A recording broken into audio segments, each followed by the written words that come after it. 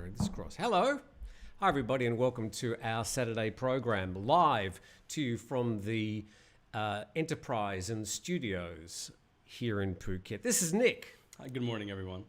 Now, you have not been a bartender over the past week. You've been I've been a dive master trainee master. Recently, yeah. But the way that you've been training is not necessarily going and training, but actually working with tourists. Customers and tourists, yes.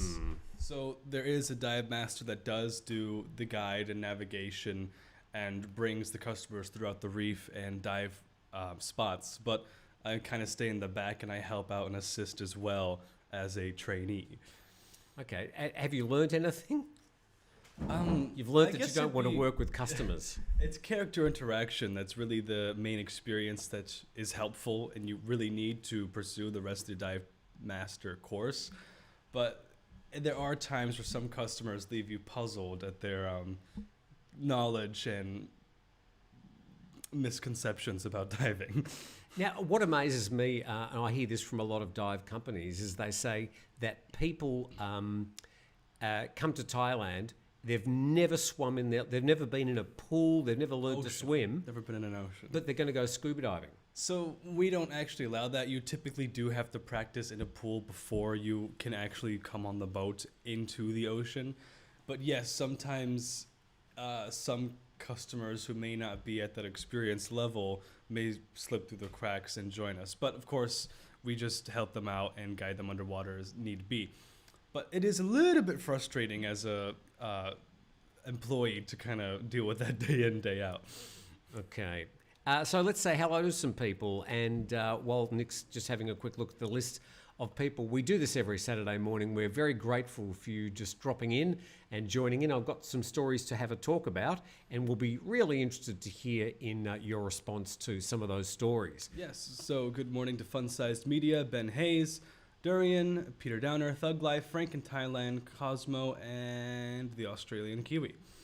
And anybody else who joined. Anyone else who joined afterwards. Yeah, we'll do our very, very best to get to every single one of your comments, but we really appreciate you dropping in and spending this time with us on a very, very sunny and hot Saturday morning here in Phuket. Yes, so Ben Hayes mentions OMG Nick's shirt. Yes, this is one I brought back from Bangkok. This is my Jack Daniels shirt. Is he going, See a little- OMG, I don't like it, or No, I OMG, think he's isn't going it OMG. fantastic? It's amazing. Yeah, it's got the little Jack Daniels logo here. It's got the button down. We should things say underneath that the collar. That's a friend's name. His name is Jack. It's got nothing to do with the alcohol brand. As we say, as we try and not to be demonetized. Now, this is a story that when I read it this morning, Nick, I thought, well, one, you'd have an opinion on it because you were partly educated in the US. Mm-hmm. And it gave me one of those uncomfortable feelings. And I tell you what, we might just turn this up a little bit. People might be complaining they can't hear us. That might be a bit better. So I can't really do more than just go to the story. From the Bangkok Post, schools discuss active shooter drills. A network of international schools has provided active shooter preparedness training as part of crisis management course for students and faculty. And the courses are raising the issue how to keep students and faculty safe during an active shooter situation. And accordingly, the association members have added several safety features, including more CCTV cameras, security guards, and promoted closer cooperation with local police.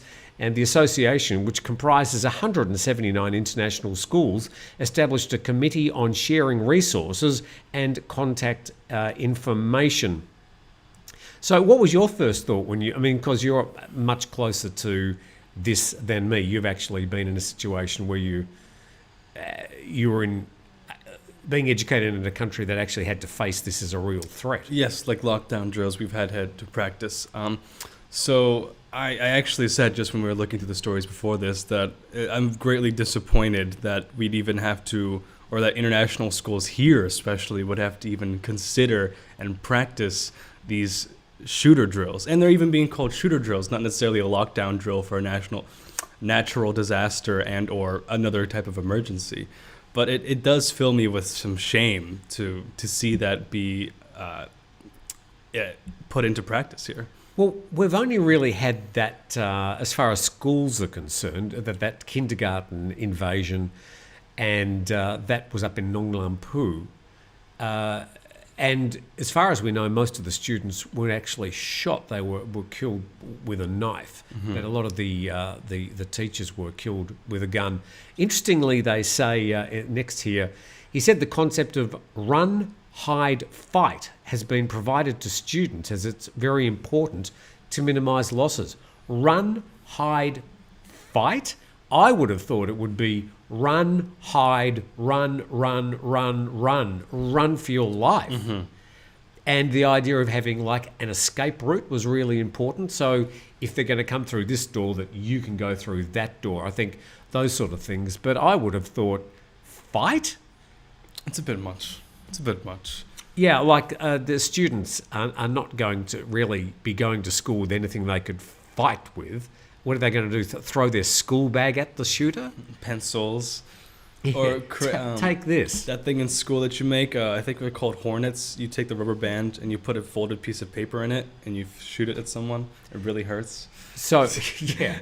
I mean, we're not making light of it, obviously, which is a fairly serious situation if students are confronted with it. And I'd like to think that it's not going to be a regular feature of Thailand's news. But it is something that, obviously, these 137 international schools, I think that they need to make sure their students are made aware of this and are in a situation where they could, well, at least do something or have some sort of training.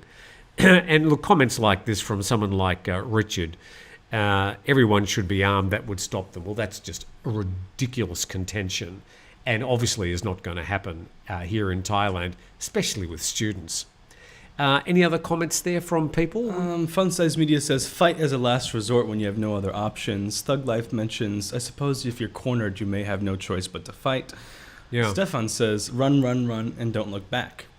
And Hans says, bulletproof backpacks are for sale in the U.S. That is true. I have seen advertisements for those. Sad, isn't it? Peter Downer says, maybe a typo should be flight. Run, hide, flight. Yes, I think I'd be teaching the students just to get out of there as quickly as you possibly can, and trying to prevent the shooter from getting access to the school in the first place. Obviously, is good policy, but it just filled my heart with a little bit of dread this morning when I read that, and I'm sure you probably felt the same when I mentioned it to you. Okay. Just moving on to our next story, and of course your comments are what make this program, and we do this every Saturday morning. It's as much your program as it is Nick and me just sitting here pressing buttons. So please join in, share your thoughts. There's no memberships or anything. Everybody is welcome, and of course we love having you with us every Saturday morning. What amazes me is it's people from around the world. I think we've got Scott in Chicago, and we've got people in Thailand, of course, and people from all over the place. Actually, Cosmo here is from Belgium as well. Okay, yeah. And I'm sure Kimmo will be there. Kimmo told me to do a story today, which we'll get to. But we'll get to it after this story. Did you see the video during the week of the monkeys in Koh Phi Phi? No, I didn't. But you've seen it this morning. I saw it this morning. Yeah, okay. I'm just trying to add some throw to it. Thanks. So here we go. I'm not sure if this is going to get a copyright violation. So what I might do is I'll put us there in the picture as well. Here we go. So there it is up there in the corner. You can see that guy shooing the monkey. Now the pink bag is what he's trying to get. He's an Australian YouTuber with his 2 young children. We think that his wife has got the camera. These macaque monkeys at a place called Monkey Beach on Koh Phi Phi Don. To me, he's almost provoking them with his actions. The fist, the way that he's running towards the bag, I would have thought that he should have been a responsible parent and de-escalated the situation. There he is, actually shooing them away. That's not going to work.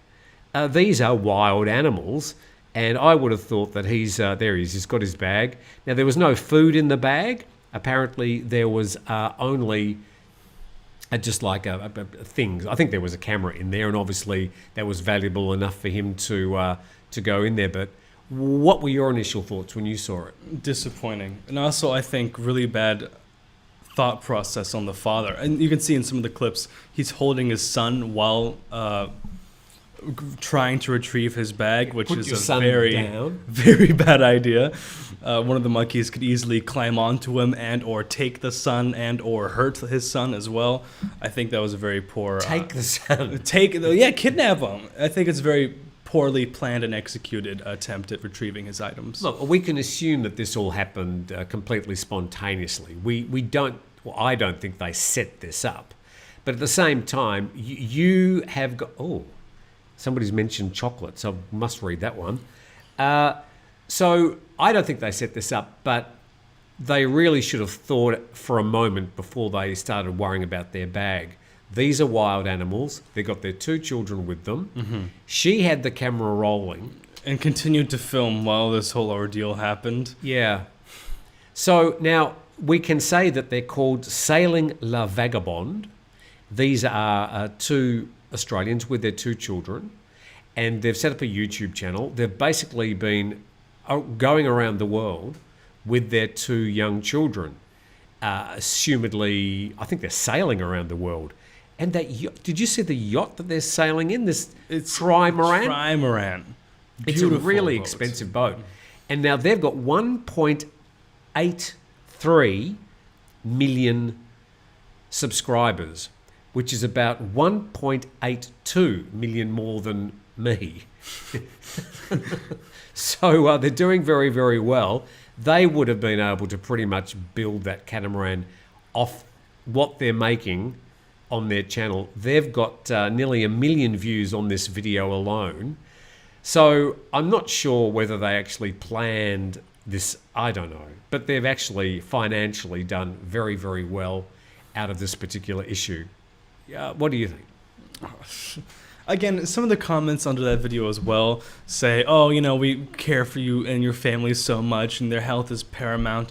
But the risk of rabies, because the father was bitten in it, he got like a little tiny bite on his finger, got a rabies shot. But keep in mind, you do not live for very long when you contract rabies. And it kind of eats your brain from the inside out. I think it was a very horrible decision on the father, because I think we'd rather lose $1,000 in stuff than lose a life or have your children continue without a father figure. So what do you think about dragging your kids around the world in a boat, homeschooling them? I think they're a little bit young. Conservative. I think they're a little bit young for that personally. I've met some homeschooled kids before. This is just off of personal experience. I'm not saying it's a generalization, but I think some time in a public school system, a private school system with other kids like them or their age helps them to grow and become an individual and figure out who they are. Sure, traveling around the world is great, and I think travel is really one of the best ways to gain knowledge, but I don't think they're old enough yet to really appreciate that. Last week on Grumpy Old Men, Steve Ross, my sort of co-host for the program, or provocateur, I think you could call him. Provocateur. He really dissed people who take their kids, pack them in a boat or on a plane, and drag them around the world thinking they're giving them the experience of a lifetime.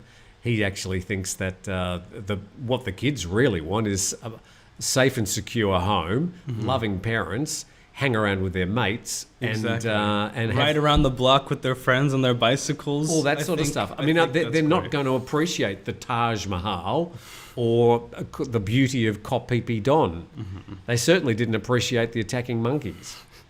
So interested, do anybody have any thoughts about that? They couldn't care less about the attacking monkeys. Malcolm says apparently there's been a movie deal signed based on this incident saying it's going to be called Island of the Apes. So Koh Phi Phi Don is the main island in the Koh Phi Phi archipelago. Koh Phi Phi Lay, which is about a 10-minute boat ride, that's the one with Maya Bay. And so it's an archipelago of about 5 islands. And the Monkey Beach is it's about a sort of a short 3 or 4 minute boat trip from the main beach at Koh Phi Phi Don. So that's that story. I got a note here from Tim Shaw. Good morning, Tim. He says, hi from Sydney. Today's election in the state of New South Wales, which is one of the states. 7 states, I think. There's 7. I thought it was 5. There's 2 territories and 13 years away from the country. I can't even remember. Northern. Hang on. Queensland. Wales. I've got to count. I'll have to take my shoes and socks off here. New South Wales, Queensland, Victoria, New South Wales, South Australia, Tasmania, plus the Northern Territory and Canberra. There you go. So it's Canberra's its own territory? Yeah, it's the ACT, the Australian Capital Territory. Anyway, Oh, so he like says DC.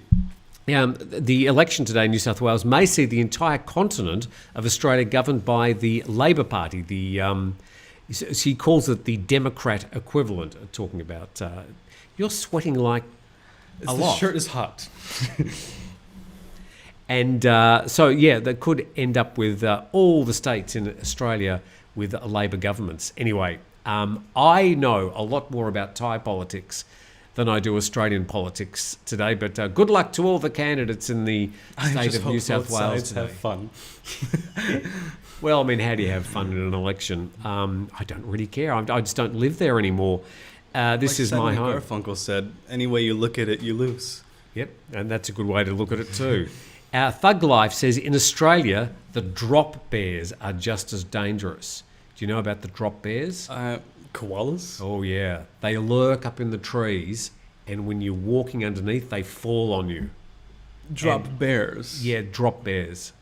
It doesn't actually exist. It's one of those things. Nick thought I was being real. Any other comments about our monkeys before we move on? With all the critters that live in Australia, I wouldn't doubt it. Critters! They've got stuff capable of murder and death there. Box jellyfish like Portuguese man-o'-wars, blue-ringed octopus. We got the box jellyfish here in Thailand as well, in the Gulf of Thailand. You rarely see stories about that. About once a year. They've got like snakes that kill you and spiders that kill you and everything Snakes that kills will kill you here in Thailand as well. I'm just saying, it's just full of... There are sharks. Just full of deadly creatures. We do have a lot of small ones. They're Kangaroos that'll sock you for no reason. Well, a bit like the macaque monkeys. You don't go and approach a kangaroo and think that it's not going to retaliate if it doesn't feel happy. And as for koalas, they've got really sharp claws. Mm-hmm. So don't get too close to a koala. By the way, they're not bears, they're marsupials, just in case you need to know. Cosmo says, I've been to Monkey Island. Monkeys avoided tourists, but I can see if you wander off, they might check out what's in your bags, especially with small children. Yeah, they probably sort of see the small children as playthings rather than predators because they're about the same size. That's why I hate family YouTube channels and stuff like that use or exploit their children for monetary gain and or views. Don't tap the table. Sorry. We don't have our... I'm just getting passionate. Don't be passionate. You cannot be passionate here. It just disappoints me and upsets me a little bit. Monkeys ate my motorcycle seat while exploring a what in Petchabury. Scott. Thank you very, very much. Much appreciated. Scott, a great supporter of the program, and I don't know what we could do without his support. Thank you very much, Scott. Very kind. Hans Schellenberg said, I got stung by a scorpion in Isan. Scorpions, which we don't have in Australia, by the way. Oh, do we? Oh, now I'm in trouble. We probably do. We probably do. I've never seen a scorpion in Australia, but we have the funnel web spider. Thank you, Scott. That's much appreciated. The funnel web spider is about that big, and it's furry, and it's got 2 fangs that will go through the bottom of his shoes. Oh, great. Oh, yeah. That's awesome. They're pretty nasty. I used to live in an apartment in Sydney, and I could see the funnel web spiders walking up the wall. And I thought, okay, so they can climb walls. Don't you have black widows? No, we have redback spiders, but they're quite small. I don't know. No, we don't have black widows. Anything that glows really bright in nature tends to be deadly. Yeah, don't come near me. That's what the red means. So what else? We are at the same what? Monkeys destroyed all plastic parts of the car. Some still unfixed years later, says Stefan. Every time I read that name, I think of Stefan on Saturday Night Live. Sorry, Stefan, your probable name. So all spiders can climb walls. Wally. call it wally is a insult in Australia. If you call somebody a wally. Thank you very much, Ian McNamee. Well, I don't know. I haven't seen a lot of spiders. I suppose they can all climb walls. But it was just very disconcerting sitting on my balcony seeing a funnel web spider climbing up the side of the wall. Creeping slowly, I think, is what really creeped me out. You don't like spiders? Nah. Spiders don't particularly bother me. I sort of pick them up and just get rid of them. I don't do snakes. I don't do snakes even slightly. You're like Indiana Jones in that sense. Yeah, I don't do snakes.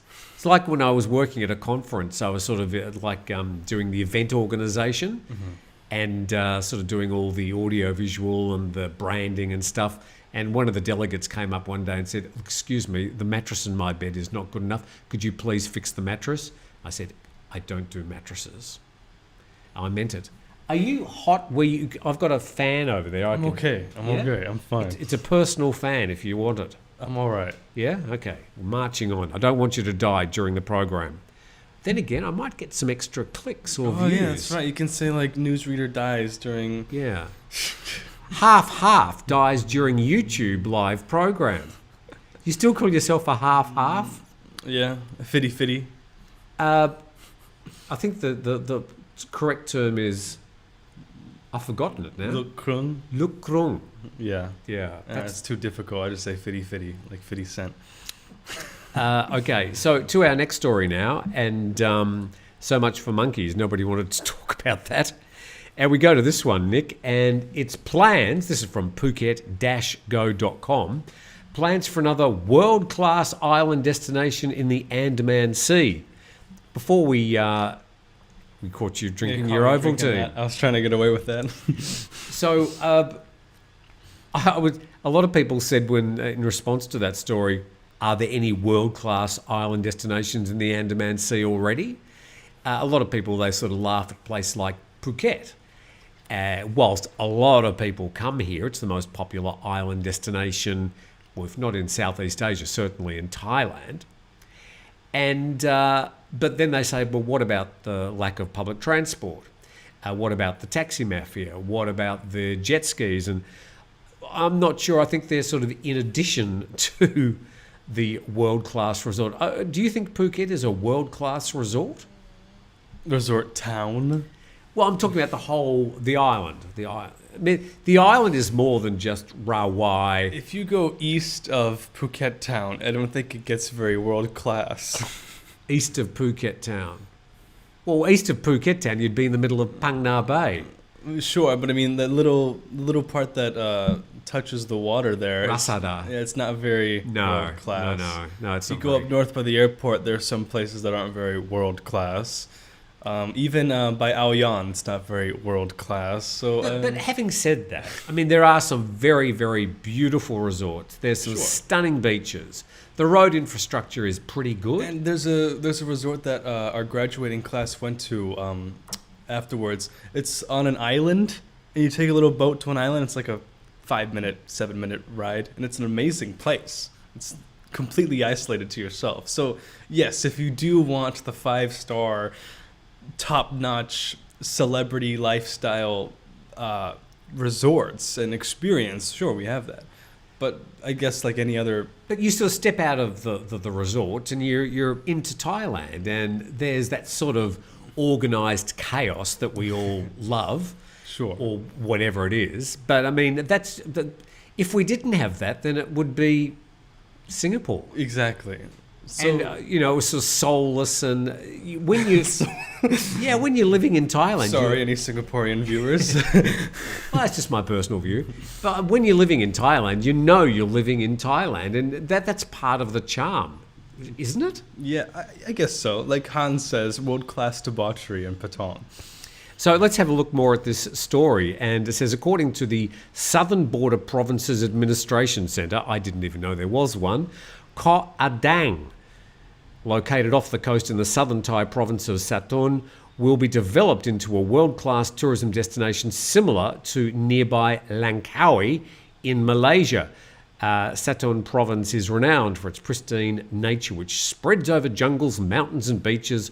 Koh Adang already has plenty of that, but little else.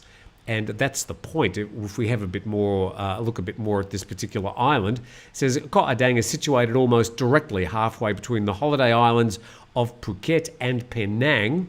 Currently, it only has one small resort and a camping area, but is otherwise covered in tropical jungle with limited flat areas for development.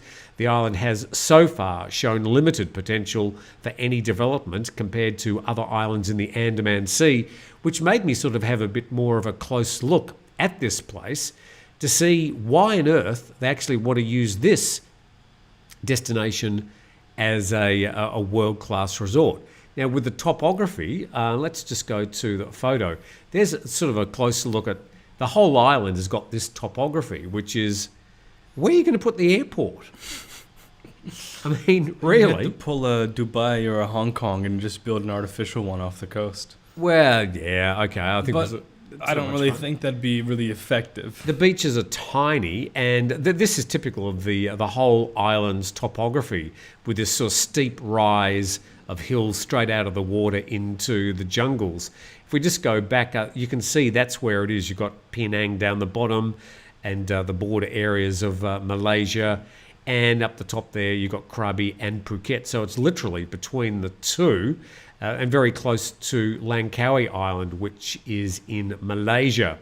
So that's where it is, and it's a popular diving place. You've already got Koh Phi Phi down there, which is just off the coast of Koh Adang.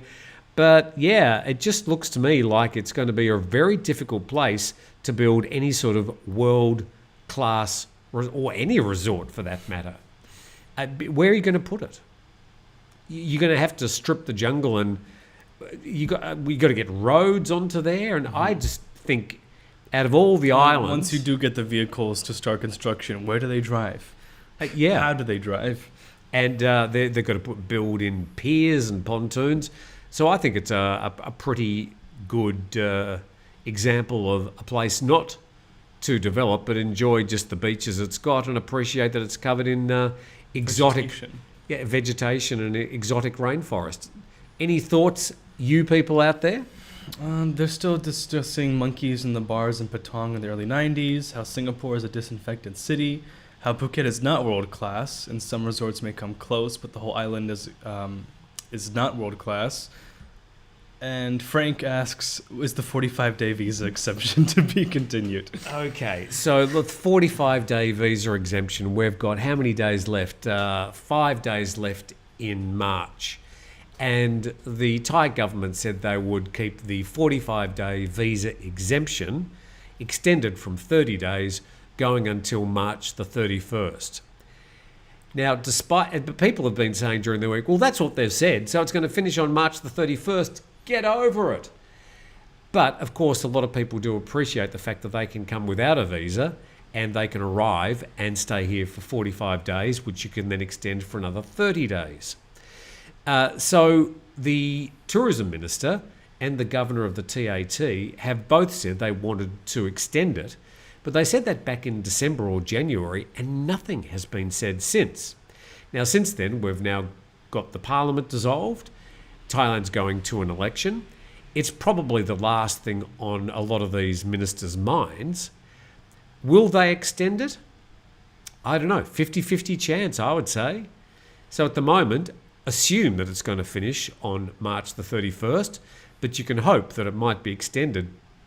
But it's probably only a 50-50 chance, and there's nothing that's been said that would confirm that it will be extended past March the 31st.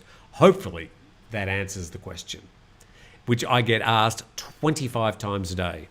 Anything else to report? Stefan says a world-class resort is it Stefan or is it Stefan? Stefan. Stefan. It's like the European... I don't know. Okay. A world-class resort is defined by its luxurious amenities, exceptional service, stunning location, diverse activities, attention to detail, and sustainability practices. But if we look at the stunning location, I think we can agree on a whole, yes, Phuket does have some beautiful stuff, beaches. Yes. Diverse activities, jet skiing, parasailing, scuba diving, snorkeling, kayaking, hiking, elephant sanctuaries. It's pretty cool. Or trekking, Yeah. if that's your gig. Attention to detail. I mean, I guess that just depends on the construction of the resort. But there are some beautiful places here. Yeah, I mean, if you're going to the resorts and then going to some of these activities, I mean, in many ways, it is as world class as you're going to get in Thailand. But of course, once you're out on the roads and you've got the street stalls and that's sort of, as I keep on calling it, organised chaos, I don't want it to be world class. I don't want it to be like Dubai or London or Sydney. Sure. I love it because it's Thailand. So I think how do you want to define world class? So many of these resorts are definitely world class. But yeah, once you walk out the door and you're into Thailand, I want to enjoy some street food. I don't want there to be shops lined up with expensive furniture out the front where I can go to a cafe. I can do that in my home country. I come here to experience Thailand. If there's no confirmation by now, says Ian McNamee, then the 45-day thing will not be extended. McNamee? McNamee. A name of a famous tennis player in Australia. He was Paul McNamee. A new resort could be serviced by seaplanes, says Alan8505. Yes, seaplanes. But if you want to get hundreds of people onto the island every day, and you're not going to have a world-class resort anywhere in the world unless it's got thousands of people arriving a day. In the case of Phuket, you've got about, at the moment, 12 or 13,000 people arriving every single day. So how do you want to measure a world? If you want to measure it by arrivals, then certainly Phuket is way ahead of anything in Thailand, excepting perhaps Bangkok. But 13,000 people arriving here every day. Why are they coming here? Because they can have a lot of fun. And because in many ways it is a world-class resort with a bit of Thai style. No helmets on motorbikes and wheelies and deck wens. What? Deck wen. It's like a subculture in Thailand.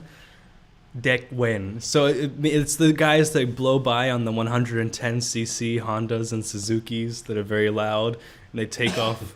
They take off all the plastic on the bike for the additional weight, and they had the bare minimum on the bike to make it as fast as possible. And it's called a deck wen? So the culture and the people are called deck wen. Okay. Yeah. What defines the people? I guess it's the people who are up at, like, when you're walking around or when you're in your house at like 11 o'clock at night and you hear the two motorbikes blow by and you know they're doing 150 kilometers an hour. That's a deck win. So would you translate it as hoon? Maybe daredevil or speed demon is like. And they usually get the really skinny tires? Like the bicycle tires put onto the motorbike. They would be so uncomfortable. I like my Zuma with its great big fat tubeless tires. Mm-hmm. You can go over anything you don't know. It's like the sort of the scooter version of a Range Rover. Blah, blah, blah, blah. I would have loved Thailand back in the 1970s. Says what? Sorry, no. Someone just asked if Ian McNamee was from St. Helens, like Washington. There's a giant volcano that blew up. Ask each other. Thug Life said, I would have loved Thailand back in the 1970s if I was old enough to be around then. Look, I think people say, Thailand was better in the old days. But don't we all say that about everything? Everything was better in the old days? In many ways, I think, not everything, but things are a lot better now than they were 10, 20, 30, 40 years ago. In my life, certainly. So I don't know. We all tend to be nostalgic and say, things were better in the old days, but I'm not sure if that includes everything. There was a beautiful picture of Naiharn Beach in the 70s before they built the lake and all that, and I mean, it's stunning, beautiful.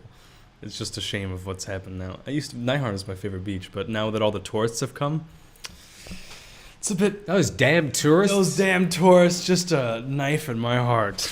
Are they coming to the Stoned Crab pub? Yeah, we do get a lot of Russian customers. Yeah, actually, just the other day, someone bought a whole bottle of Patron, silver. What? Is that tequila? Are we allowed to talk about this on YouTube? I don't know. Are we? It's a clear liquid. Okay. What's it made from? It's made from How do you make tequila? a worm and some agave plants. I don't know. I have to trust your guidance on that one. Okay, so another thing. Nick, Tim is correct. It's Stefan or Stephen or Stefan. He's not really helping. I said it's Stefan. Stefan. Not Stefan or Stefan from Saturday Night Live, one of my favourite Saturday Night Live characters. Okay, the happiest place in the world. Where is the happiest place in the world? As you get consumed by the chatter in the comment section. Hello? Sorry, I was talking about the Khmer Rouge. Away with... God, don't talk about the Khmer Rouge. Well, you were saying that things were better in the old days, or some people were saying things were better in the old days. Well, they're Cambodia. I don't think the Khmer Rouge was very good. No, they were very, very bad. And, of course, we had other conflicts in the region at the time. Charted, the happiest countries in the world. We already know who's won this one. We did this. We're doing this for Kimmo because it's his homeland that has come out as number one. Finland has topped the world's happiness report rankings for the 6th year running. When I think of Finland, I don't think of happiness. I mean, it's not that I would know. I just think of cold weather. That's what I think of. It's a long way ahead of its nearest rivals, fellow Nordic countries like Denmark and Iceland, which, beautiful countries as they are, I also think cold. And Latin American countries would have been considered the happiest in the index if the index was based on the amount of positive emotion people experience rather than on GDP and other factors. That's why. Because, okay, we'll say that. Keep that in mind for later, for the other results. So let's go to the main results. And here we've got Finland at the top, Denmark and Iceland, Israel, which is, well, obviously a little bit warmer, Netherlands, Sweden, Norway. I mean, there's definitely a trend here. Switzerland, Luxembourg. So obviously these central and quite wealthy countries. Northern European countries doing very well. Wealthy countries as well. Then we've got New Zealand at number 10. I have no idea where Australia is, but at number 15 was the United States, and then number 19, the UK. So I know what your question is. Where is Thailand? Let's get to that. And Time Out reports that Singapore has been crowned the happiest country in Asia. And again, when I'm thinking about the word happiness and Asian countries, I'm not automatically thinking of Singapore. I don't think of Singapore either. It doesn't come to mind. When I think about Singapore, I think about efficiency, I think about clean, I think about safe, fantastic airport. Public transport, everything. Amazing public transport. But I don't think of happiness. I think about chicken rice because Singaporean people are consumed about finding the best chicken rice. And here we go. Now, it's followed closely by Taiwan, and then Japan, Malaysia, then Thailand. So Malaysian people happier than Thais. No, I don't see that I'm either. not buying it. Then we've got China, Vietnam, Philippines, Indonesia, India, Finland topped, and then, yes, we know that. So India a long way down the list. So, yeah, I'm not sure. It just depends so much on how you measure this happiness. Is it public transport? Is it food? Is it getting 3 meals a day? Is it infrastructure? Is it GDP? So congratulations to Finland. But based on those rankings, I'm not going to be rushing there anytime soon. Although, Kimmo, I'm sure it is a beautiful country, but I don't do cold weather very well. You do. I love it. It's great. Absolutely fantastic. Also, Stefan, you're not helping by pronounce it like Stefan Edberg, the tennis player. I don't watch tennis. I don't know who that is. Stefan Edberg. Stefan? Like he European was Stefan, or is it Stephen? Or he was Stefan Edberg. He was a very, very good tennis player. From Sweden? It's like Ivan and Ivan. In the States, you say Ivan, but in everywhere else, you say Ivan. Get on with it. Anyway. Kino said, I love the land of smiles. And Tim Shaw asked the question of veterinary update on Kato. Where is Kato? Oh, the cats are outside. I've closed the doors because I turned on the aircon in the room next door, so a little of it would flow out here because Nick was sweating like a pig when he arrived this morning. So the cats are outside. But Kato, little Kato, has fit in well. We found out yesterday that Kato was a girl and that she's actually already been fixed. She's already been sterilised. So somebody sterilised her and then she was abandoned. Bit strange. A very small cat when we found her, but apparently about a year old. In the 2 weeks she's been here, I think she's grown by about a third. So obviously enjoying getting fed properly, fitting in very well. The breed of Kato is a black Bombay cat. That's a breed. So she's a black Bombay cat. Awesome. Now you know. I don't know what that means. Foxy asks, Tim, do you know any more about the EV market? I'm thinking of getting the cool CAC EV. I think they are... CAC? What's that? I don't. It's How's it spelled? CAK. Cool... No, I'm not going to say that. Cool CAC EV. I think it looks funky, but they... Oh, the cool cat. Is it cat? He said cool CAC. CAK. I think they call it looks funky, but are the EV charging stations reliable? I have seen a few around. Yeah, all the shopping centres now in Phuket have got these EV stations at them. I'm not sure how free they are or how much you have to pay, but certainly there's enough EV infrastructure on a place like Phuket now to have a full electric car. The Cool Cat, that's one of the Great Wall motor cars. It's a full electric car. Looks a bit like a Porsche from the front and a Suzuki Swift from the back. Oh. So it sort of wins. It's great looking at it from the front. You go, wow. Then you walk around the back and you go, yeah. So it's a small hatchback. You know what I didn't understand was the popularity of these small hatchbacks in Europe. When I was in Switzerland, and especially in Germany, a really popular car is what looks like a BMW coupe from the front, or a Mercedes coupe from the front, and in the back, it looks like a hearse. Oh, dear. It looks horrible. I mean, I don't like it. I don't know why anyone would buy it. It looks like a hearse because the back is extended. You'd buy it, and then you'd never walk around the back. You'd never walk around the back of it. Always You'd only approach it from take the pictures of it from the front. Sure. Yeah,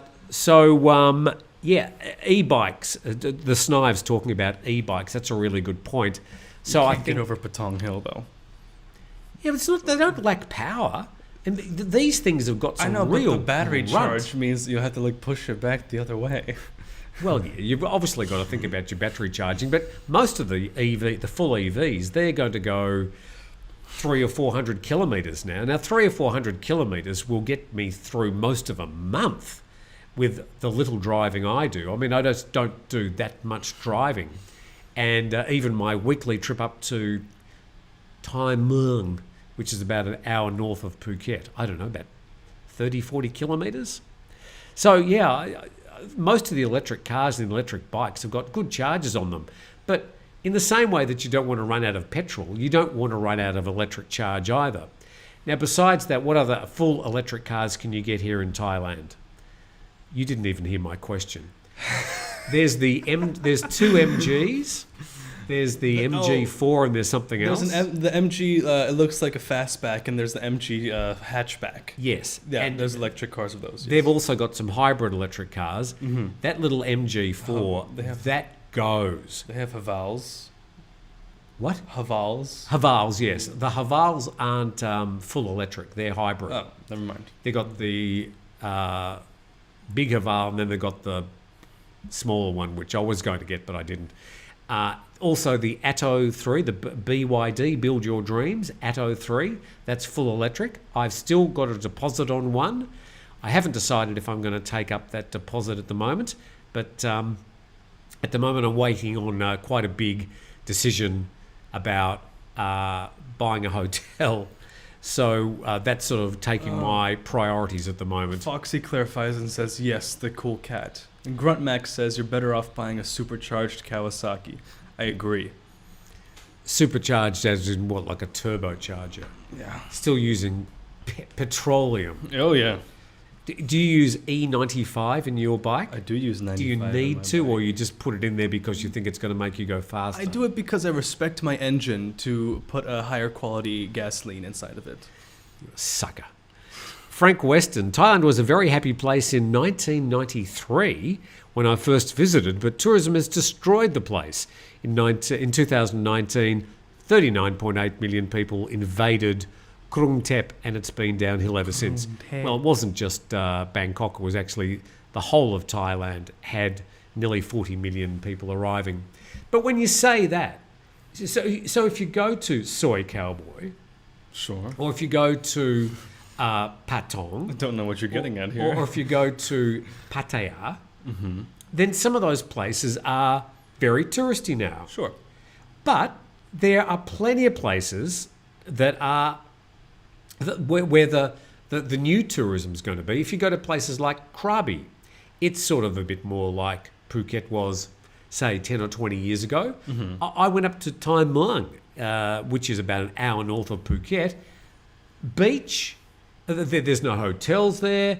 There's just a few food vendors, little houses, literally on the beach. No development on the beach at all. So there are still hundreds and hundreds of places where you can find that sort of old style Thailand. Sure. But if you go to Phuket, if you go to Pattaya, if you go to the middle of Chiang Mai, if you go to Soy Cowboy in the middle of Bangkok, yeah, those places are really busy. And if you want to say, in some cases, they're sort of been destroyed, if you want. But there are so many other places that you can enjoy Thailand, which is not in some of those locations. I can take you right now, any of you, to a beach in Phuket within, 40-minute drive here. With no one on it. You won't see another tourist all day. But if you go to Patong, yeah, sure, it's busy and there's vendors and there's bikes and there's noise, but you don't have to go to Patong. You don't have to go to Nai Han Beach. Those places are notoriously busy when the tourists are here. But there are so many other locations just off the island. You get out of Pattaya, you drive 1 hour, you can see some beautiful beaches, some pristine areas, some rainforest. So if you're going to go to those hot spots, to those tourist centres, yes, you're going to see lots of tourists, but you don't have to stay in those places. You never have to go there. You can arrive at Phuket Airport and come out of the airport and turn left Instead of turn right. instead of turning right. The road not taken. Yeah, you can go to Utapao Airport, and rather than taking the road sign going to Pattaya, you can take a road sign going down to Sattahip or Rayong. So, don't keep on saying that Thailand's been ruined. So the places that are very heavily populated and become very touristy, yeah, okay, we recognise that. But there are so many other undiscovered or lesser-known places that you can go to and experience the 1970s, 1980s version. But of course, you'll also be going to those places and demanding that you've got 5G. Ian McNamee says, Harley Davidson full electric, very fast. Sure, the live wire is very fast. I assume that's what you're referring to. But it kind of takes away the whole point of having a motorcycle, because you have the noise, you have the gears, you have the thrill of being on a 114 cubic inch engine. So does this electric... It's an electric Harley Davidson. Does it go... It doesn't. It goes... Right. Yeah. Okay. But I don't know. What is this attraction of something that's sort of going thump, thump, thump between your legs? It just... It's great. I love it. I think it's fantastic. Okay. I've got nothing against the vibe of an electric car. The electric cars I've driven, I've been very impressed with all of them, particularly by the Atto 3, because it just felt like such an ordinary Are they car. supposed to use the code Tim Newton today for like 10% off their next BYD purchase? Sadly, no. But this little MG, because when I was younger, a few years ago, MGs were sort of, we had these little MG sports cars and they were really sporty. This thing, it just takes off. I don't know what its 0 to 100 numbers are, but I'm thinking it's probably I don't know, 5 or 6 seconds, but it's got, you really get that sort of push back against the seat vibe. And it really handles well because the battery's low down, the weight, and it's distributed between the front and the back wheels.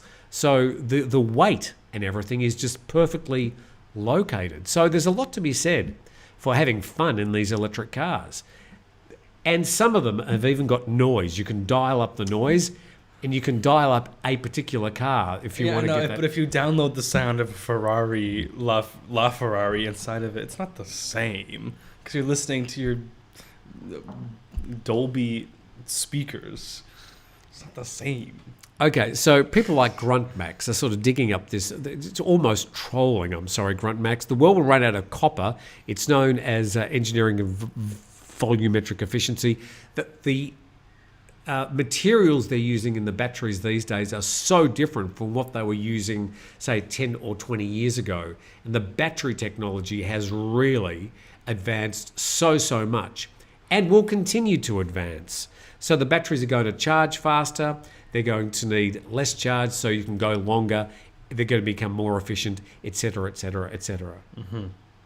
But you still want the noise. I think, unlike Jeremy Clarkson on this, I think a car should have a combustion engine. Sure, I care about the environment and all that, and we can make cleaner ones. We have catalytic converters and, different steps and methods that we've taken to make our emissions cleaner, sure, and be more efficient. But for the time being, I don't think we're in any position to go full electric now. I think we still have some hurdles to go over before. Like, what are those hurdles? Well, let's say for example, Thailand, Phuket Shore, it's a nice place to do it because you have a smaller distance to drive and you're driving around the island and it's a normal average temperature throughout the year. Now let's take it to a place like Colorado or New York, for example. Now you also have seasons as well, right? And the cold will wipe out your battery. You're just making that up. We also drive longer distances as well. You guys go, oh, that's a 2-hour, 3-hour drive. Oh, and to us, it's nothing. You're talking to an Australian about driving distances? I don't know. We used to routinely travel for an hour. My father and I got ostracized in England because we rented a car and drove around the entire island. And people were like, oh my God, that's so far. How can you even put up? Yes, Australians are used to driving long distances. Once you're on the M1, When I was there in October last year, we drove from Melbourne down to an area called Gippsland, to an island called Raymond Island, then along the coast, all the way to Sydney, about 1,000 kilometres. And that was a fabulous drive in a hybrid car. Hans says hydrogen fuel cells are the future, and I agree. I believe Hyundai released a new car. You could go look at it. It's beautiful, and it looks just like what's the car from Back to the Future? A DeLorean. It looks like a DeLorean, but with modern features. Ooh. Beautiful car, and it's a hydrogen car. So I believe in that. And does it go? It does make noise. It makes noise. As long as it makes noise, Nick's going to be happy. In the last few years, I've spent more time in Korat than anywhere else, says Frank Weston. So when was the last time you were there? You were a relative newcomer to Thailand. I am not. Frank seems to be very angry with me because he's used capital letters and an exclamation mark. Bobby Crush says England is not an island, Britain is an island. The island. I'm going to call it an island. Which comprises Wales, England, and Scotland. Wales, England, and Scotland. Yes. Okay. Yeah, you're in real trouble. Get it right. My bad. Tim, I'm a biker. We love the noise. Spelled with a C. Not the zzz from an EL bike, an electric bike. Look, I think if we can have quiet motorbikes, the entire noise level of Thailand will shrink by about 20 decibels. And I don't think that's a bad thing. Now, people saying, oh, but you won't hear them come. That's the best you can come up with? So I think generally we have an electric, maybe even a hydrogen future. And the fact that we're using different resources these days is a good thing. And we need to try and make sure the electricity is more efficient. Eventually, covering the car with like solar cells, sure, and getting free electricity. Sure. that would be ideal, but they That's haven't got cool. to that stage yet. And I also think there's some development for a windscreen or a rear windscreen solar cells. So it's still a window, but it's also a Yes. cell that charges your car, which is really cool. I have to admit, it's really cool. And can be used in houses too. Yes. So the sun streaming through the window actually produces electricity. Yeah, that is really neat. So And the roof tiles eventually will become so thin that it will look like a normal roof, and you won't even think there are solar panels on it. That is also cool. Your house is... Solar paneled up, yes. So do you use any electricity on the grid, or everything's from solar No, power? of course, nighttime you use off the grid because there's no sun. But during the day, it is. Because you don't have storage. good. You don't have the batteries to store the power. I don't actually know. It doesn't have batteries. I don't know. Question: have you watched the Formula One? Not exactly the same. I think it's called Formula E, but Okay, so that's from Foxy. Look, I've actually been to the Grand Prix 4 times. You're going to be very impressed, Nick. the Grand Prix. I've been to the Grand Prix, Grand Prix, okay. the Grand Prix, The Grand Prix. Formula One, 4 times.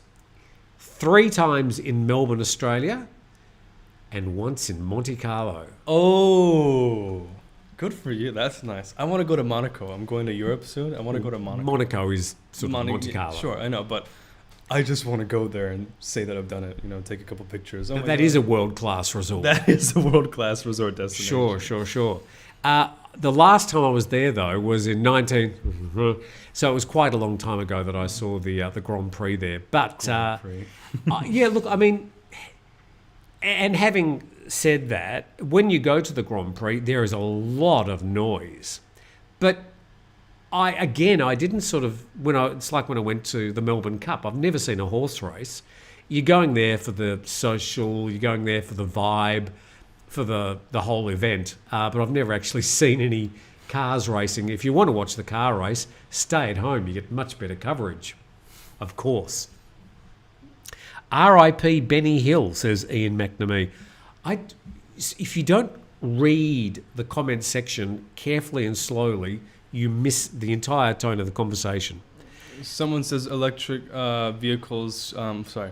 Someone said I was almost run over in Wang Lang markets because I didn't hear the electric scooter coming up behind. Frank Weston says, I'll be honest. Thank you, Frank.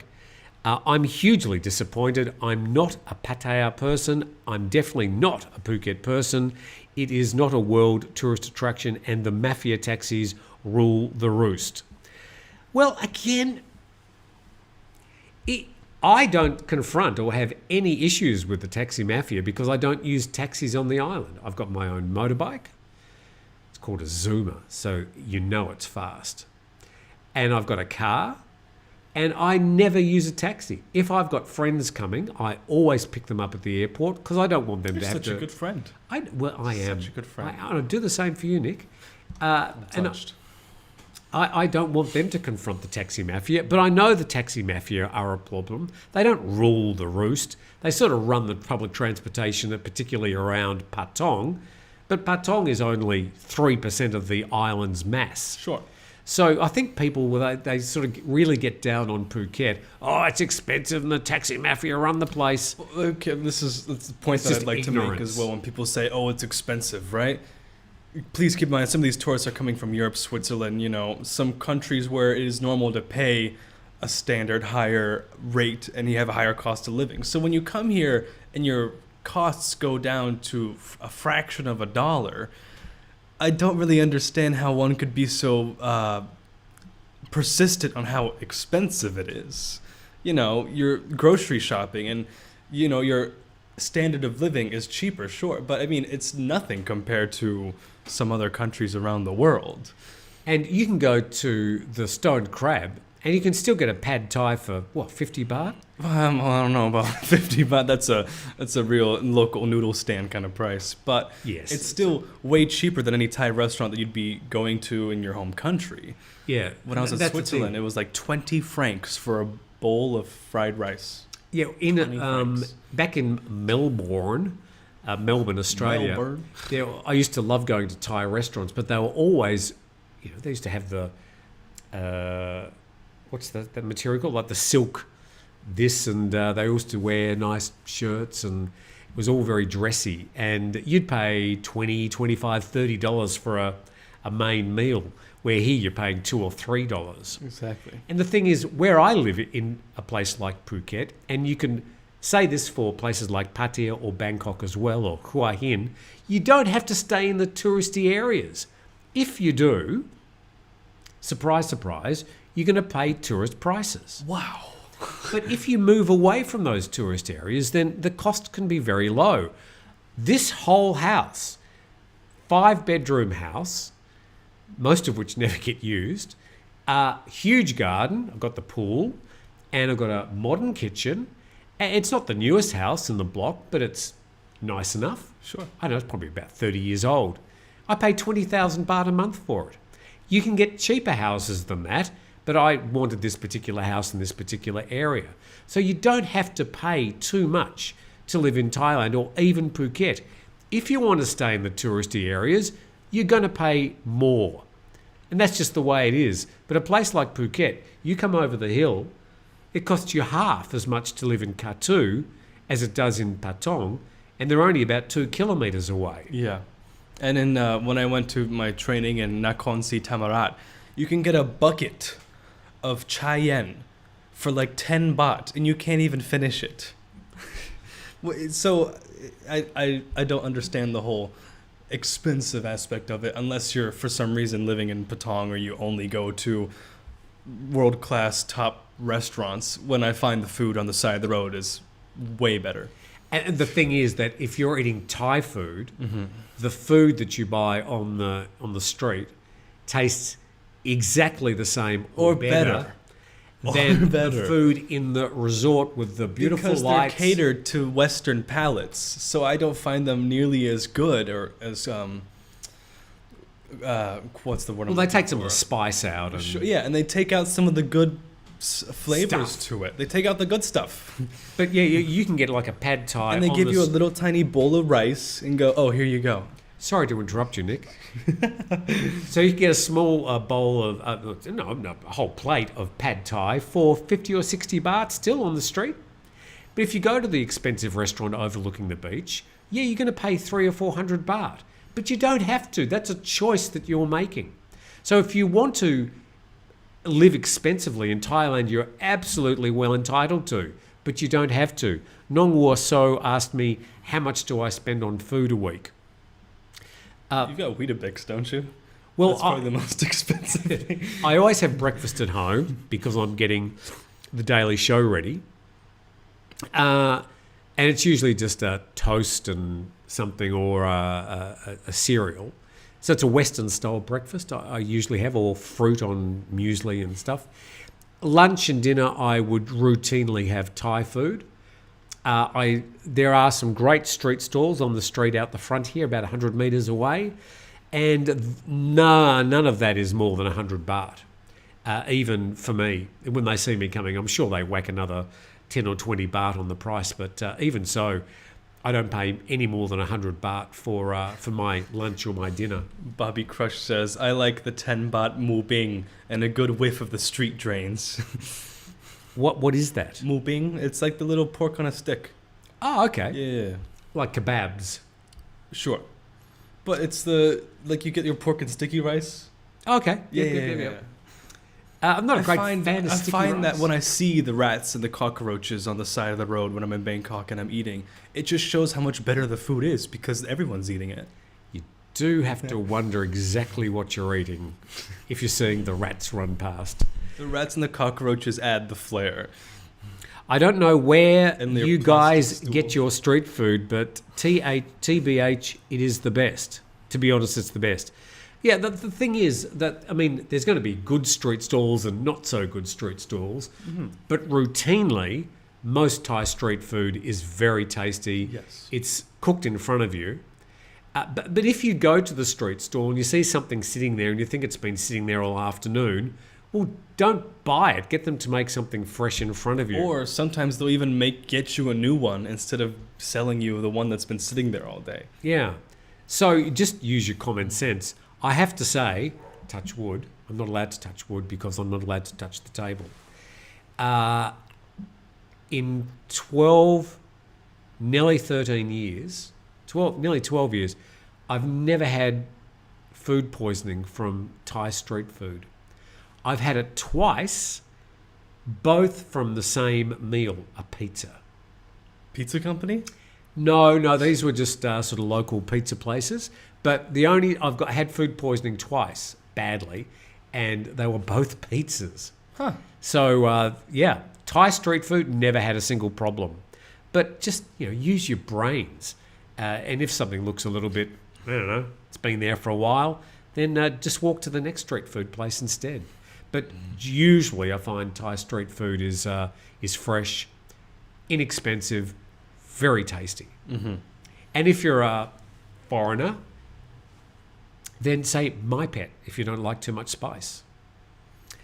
I've had enough of this. It's 4:10 a.m., says Frank Weston. He's off. I think Frank's a bit grumpy today. No wonder he's a bit unhappy. Seafood pizzas. No, they weren't even seafood pizzas. It was mostly that sort of pink stuff, which is meant to be ham, but I don't think it is. So it might have been like that fake crab meat kind of stuff. No, they weren't Don't even. tell me you went to a Thai pizza place. Look, Like they put mayo on the I pizza. can't eat. Oh no. I think one was like a Hawaiian pizza or something. Oh, here we go. Hawaiian pizza. This is not even pizza.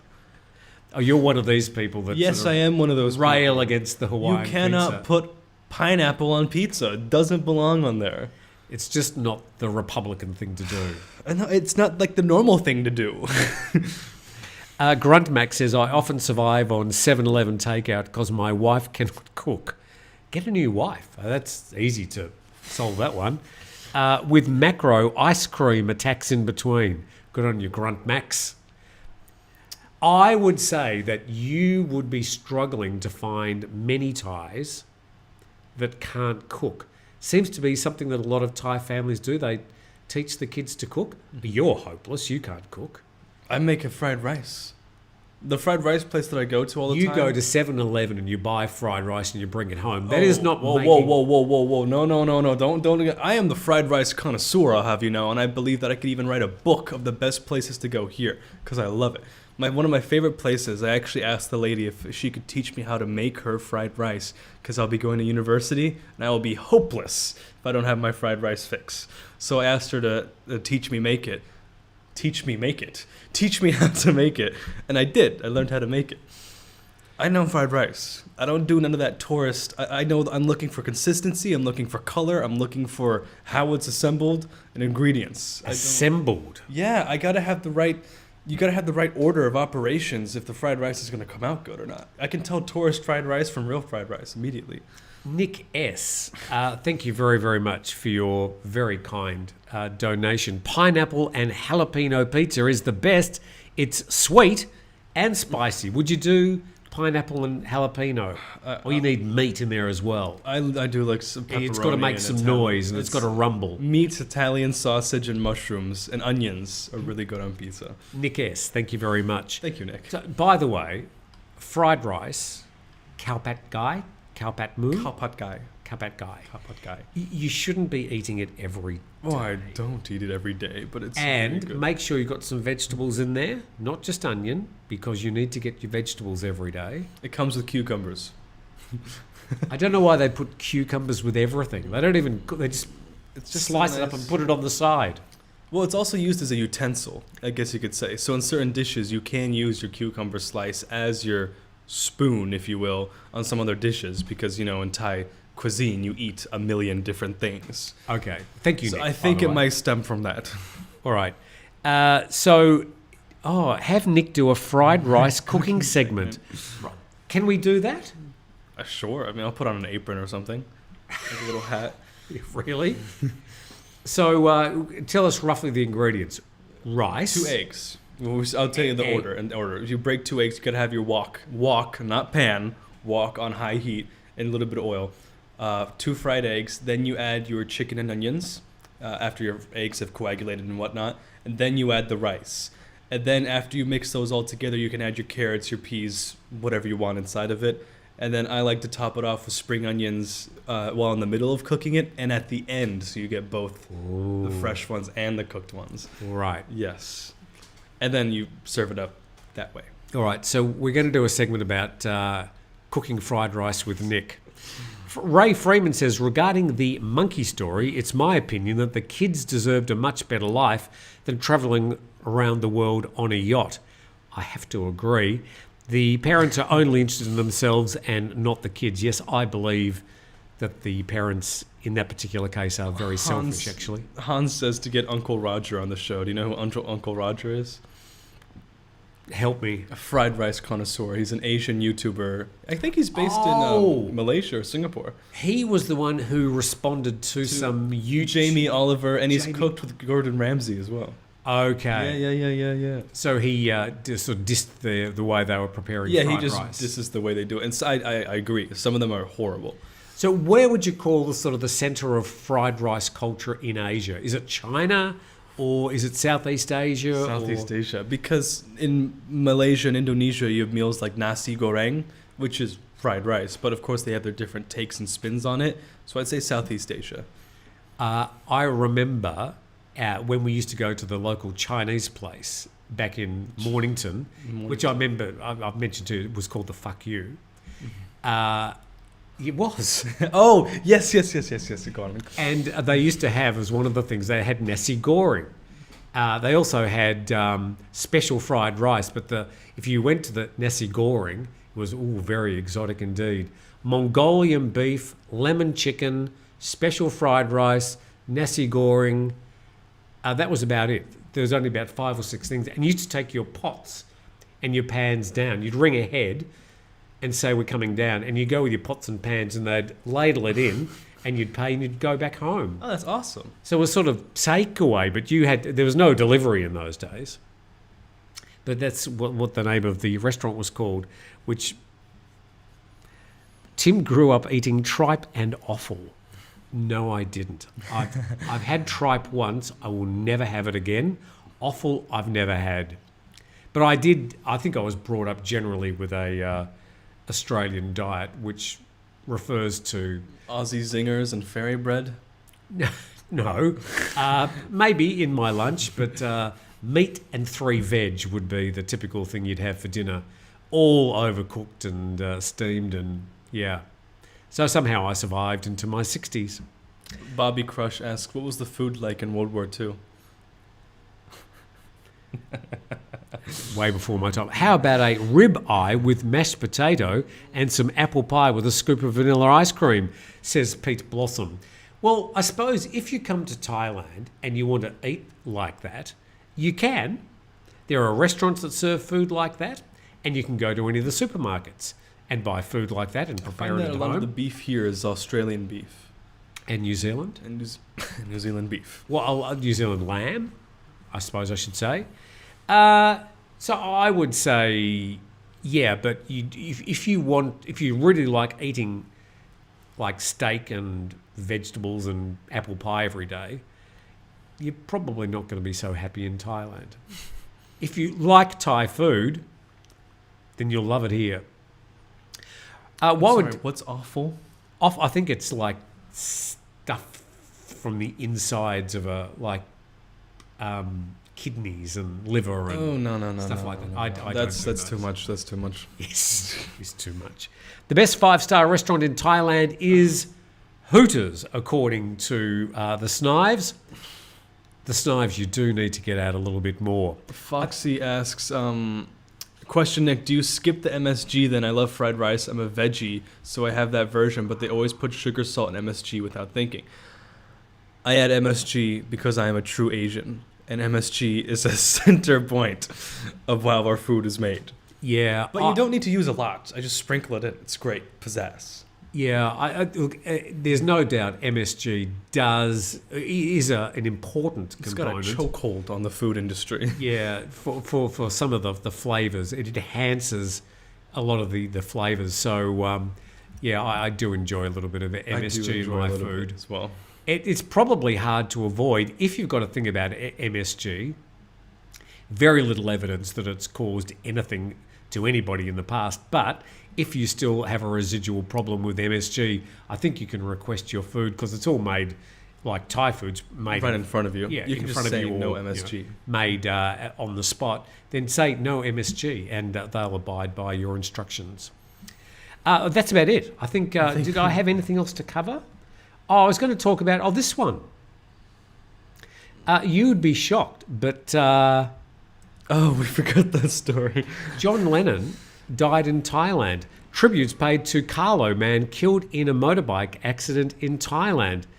His name was John Lennon, 24. So I was expecting the headline, John Lennon dies in a Thai motorbike accident. Imagine that. Sorry. Imagine that, yes. It was right there. Tributes have been paid to a Carlo man who was killed in a motorbike accident while holidaying in Thailand earlier this week. We don't know where it happened, but to John Lennon's family, commiserations.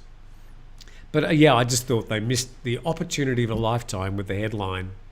But John Lennon, 24, I suppose he was named after the original John Lennon. Apparently he was, according to the article, a hurler, the Gaelic sports of lacrosse meets football meets hockey. He was a hurler, yes. Yeah. We both had to look it up. It's sort of, with a curved bat, racket. Stick, racket. Hurling racket. I've never actually seen a hurling game, but we were both trying to think, I've heard of it, but we're not quite sure what it is. But we know now. Okay, my uncle was George Martin, says Ian McNamee. Or the George Martin or a George Martin. There we go. And thank you, everybody. Thank you, Nick. Thank you. Good to see you. I think you've sweated about 13 kilograms over the past hour. It was like a little bit. Relax. Hopefully you're a bit more up to date with what's happening here in Thailand. And we've done our best to answer your questions. Oh, my goodness. Nico, we better read it. Do you want to read this one out? I'll read it out. Nico, thank Nico, you. thank you. Thank you, Nico. Says, good day, Tim. Nick, I don't know. But do you like beetroot on burgers? Looking forward to upcoming adventures with 5-Star. Be sure to bust out those offshore roaring 40 skills. Will you still be broadcasting? 20K subs, let's go. Nico, thank you very, very much. I do very like beetroot on burgers. I don't mind if it's on there. I love beetroot on my hamburger. I don't ask for it, but if it comes with it, it's fine. I want beetroot and an egg. Yeah. An onion. And bacon. And pickles. You can keep the pickles. You don't like pickles? No. Even if I buy a Big Mac, I would say keep the pickles. Give them to the poor people. I think pickles are fantastic, but okay. Nico, so yes, I do like beetroot on my hamburgers. Yes, 5-Star Marina sending me out on a Pangna Bay. Oh, there you I'm go. not exactly sure where I'm going yet. Will you be scuba diving? Will you still be broadcasting? Yeah, no. I'm not going to be scuba diving with you. You'd be a shocker. I'm a dive master trainee. Yeah, I don't know in what you you're go. talking about. Have fun. Have fun. Hope you all come up. Yeah. I'm just going to have a cigarette and look at my Facebook while I have you're to down go down with the customers. That's kind of the whole point. So what was the other question? Will you still be broadcasting? Yes, I'll be doing the program every day from a different island, and 20,000 subs.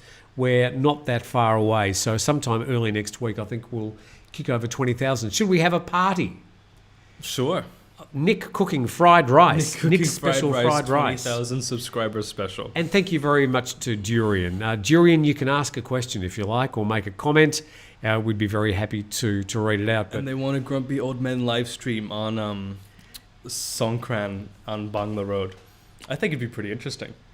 The problem would be getting Steve Ross to come down to Phuket to do it. Look, I'm not sure if the world's quite ready for Steve live yet. Somebody said we should get you involved because it would sort of be like polar opposites. Sure, but I'm pretty conservative for a young lad. And he's not. Oh, there you go. Okay, that's pretty good. Okay. So, and I'd be in the middle as umpire. So thank you very much, everybody. Hopefully we put a smile on your face. Hopefully you know a little bit more. And commiserations to the family of John Lennon, who died sadly in a motorbike accident in Thailand last week. And we covered the grumpy old men in a go-go bar. Oh dear, that would just be very ugly indeed. the school's being trained. They're getting shooter training. I don't know why, but there you go. Thank you, Bobby. He says, "Well done, son." And we'll try and rig up Nick's fried rice.